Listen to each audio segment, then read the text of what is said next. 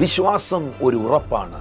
ഈ യാത്രയിൽ കാറ്റുകൾ അടിച്ചേക്കാം, കൊടുങ്കാറ്റുകൾ വന്നേക്കാം, തിരകൾ നിങ്ങളുടെ ജീവിതമാകുന്ന പടകിലേക്ക് തള്ളിക്കയറിയേക്കാം, അക്കരയ്ക്ക് എത്തുമോ എന്ന് തോന്നിയേക്കാം, പ്രതീക്ഷകളെല്ലാം നഷ്ടപ്പെടുമോ എന്ന് ചിന്തിച്ചേക്കാം. പക്ഷെ ഭാരപ്പെടരുത്, എഴുന്നേൽക്കുക, നമുക്ക് അക്കരയ്ക്ക് പോകാം എന്ന് സന്ധ്യായാമത്തിൽ നിങ്ങളെ വിളിച്ചെഴുന്നേൽപ്പിച്ച അരുമനാഥനായ കർത്താവ് നിങ്ങളെ ഒറ്റയ്ക്ക് വിട്ടുപോയവനല്ല.